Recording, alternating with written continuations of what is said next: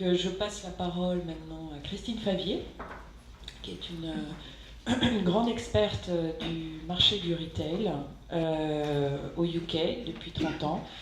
Donc, Christine, comment se passe le marché, comment ça va en Angleterre sur le marché du retail?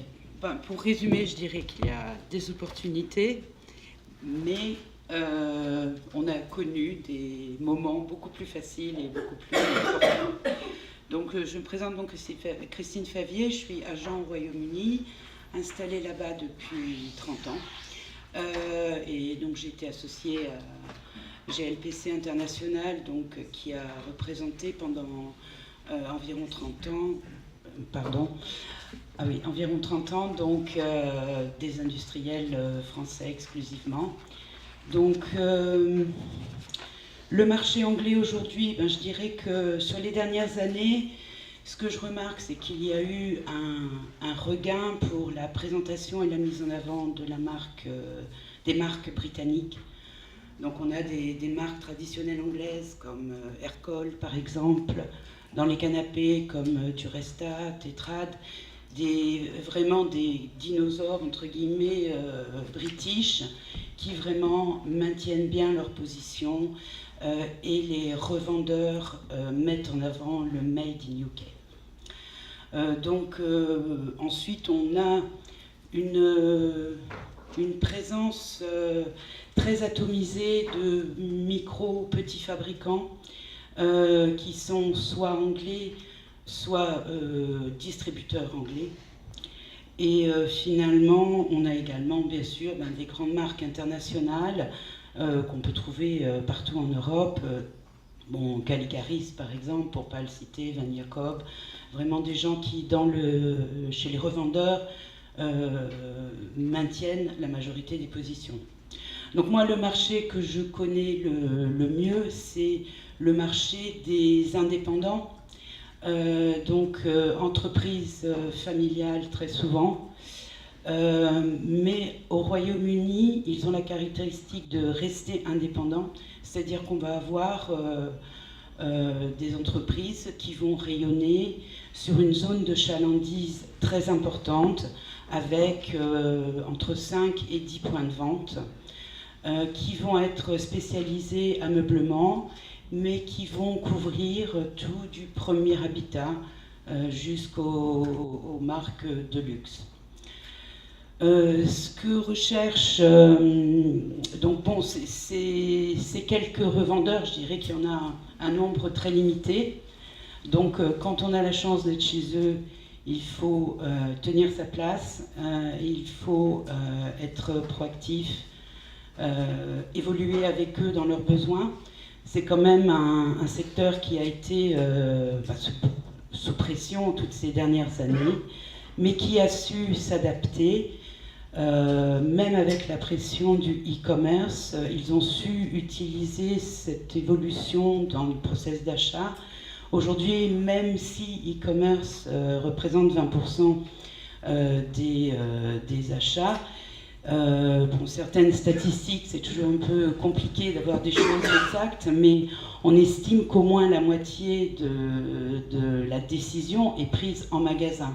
Et dans beaucoup de cas, le client consommateur va valider sa décision d'achat en allant en magasin.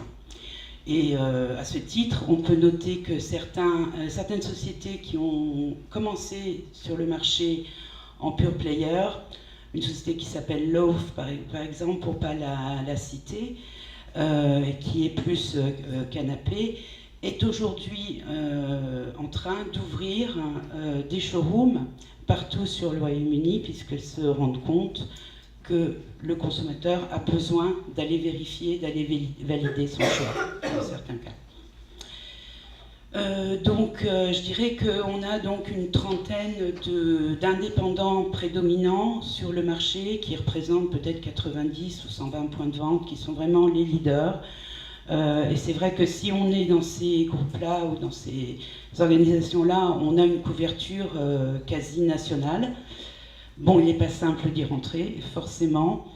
À côté de cela, il reste des indépendants avec simplement un point de vente, toujours des généralistes, qui eux très souvent s'appuient de l'aide de groupements d'achat. Donc on a deux groupements prédominants au Royaume-Uni, le groupe Minerva et AIS, qui n'est pas spécialisé dans le meuble, mais qui regroupe quand même un bon nombre de revendeurs.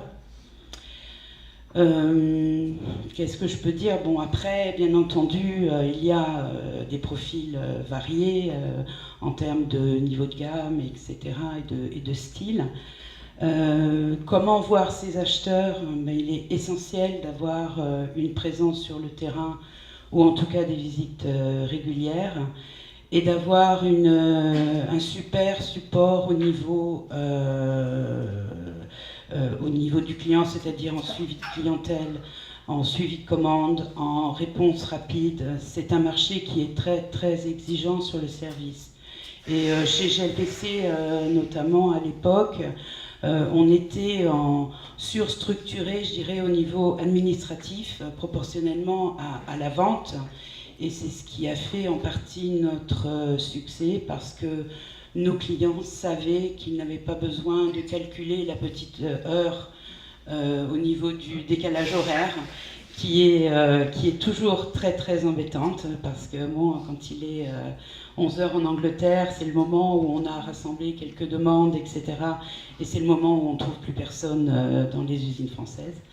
Donc en fait, bon, c'est sûr que les clients se reposaient énormément sur notre équipe administrative, et une fois de plus, c'est un marché exigeant. Il faut vraiment être bien organisé à ce niveau-là. Donc, où vous pouvez rencontrer ces acheteurs? Eh bien, vous les trouverez principalement sur... aujourd'hui, un peu moins à Paris. Ils ont un petit peu déserté Maison Urgé, mais vous les trouverez à Cologne, à Milan, et puis à Shanghai, bien sûr, puisque leurs achats se font... pour toutes les grandes marques, ou les gros projets de développement de produits se font là-bas. Bon, je répondrai à vos questions volontiers à la fin de cette journée.